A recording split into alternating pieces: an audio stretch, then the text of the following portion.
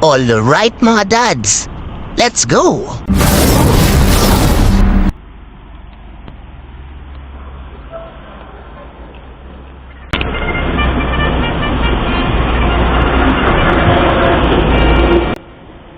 Yun no, ang bilis ng booking. Kaso gurami.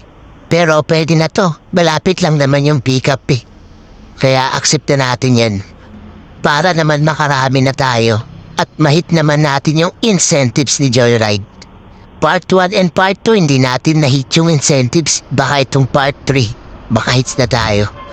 Ay nako, mapapasana all ka na lang talaga sa mga nakahit.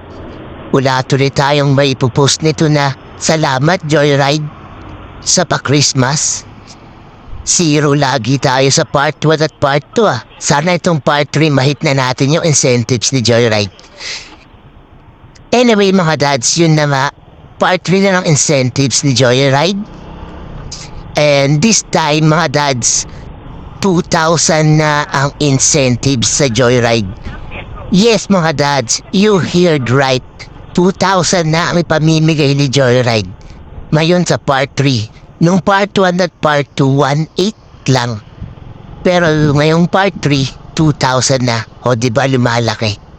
Kaya sigurado fisipagin na naman ang mga bakbakero natin, mga Joyride biker nito na mahit yung incentives ngayong Part 3. Basic na basic lang tong 170 rides sa loob ng 16 days sa mga bakbakero nating Joyride biker. Lalo na sa mga full-time. Ako, napakadali lang sa kanilang mahit to. Siguradong mapapasana all ka na lang kapag nag-post na tong mga to na nakuha na nila yung incentives. Kaya para hindi tayo mapasana all, simulan na natin bakbak. Simulan natin sa maliliit para makarami tayo. Kaya tara mga dads, let's go! Very po. Opo. Thank you po. Hanapin ko may naiwan ako. Yung tumbler. Ay, wait. Sorry na. Kapag yan na na. Sige sa kulo sa order. Ano meron dyan, ma'am? Heart. Heart beer. Heart convention.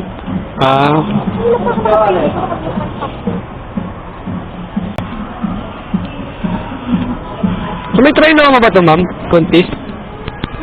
Tablo. Tara, ma'am, iwan mo na yun. Bili ka na ng bago rin. Kakabili ko lang sa Starbucks. Ano yun? Yung limited edition nila? Yung pang Christmas.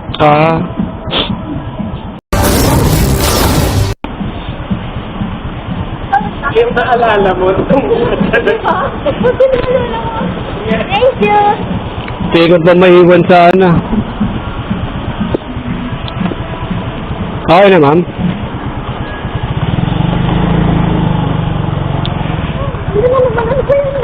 Ano, ma'am? May naiwan pa, ma'am? Kumain ko na ganyan eh.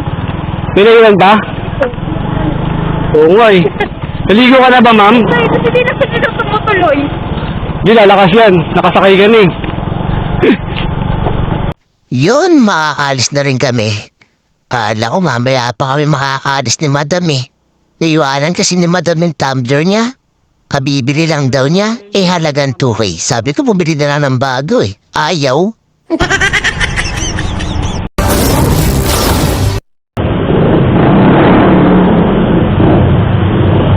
Hawak po, hawak.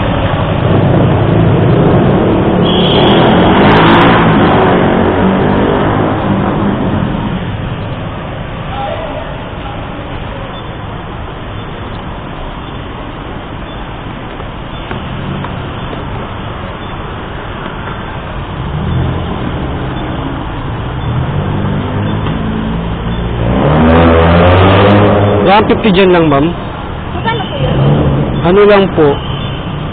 56 lang po.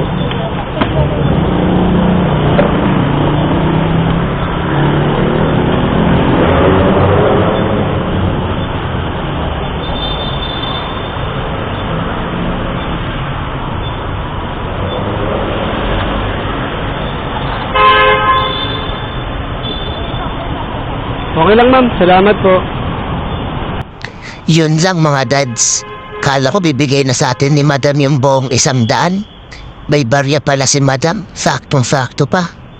Mukhang malas yata. Tama na nga ito isang buhin. Uwi na tayo.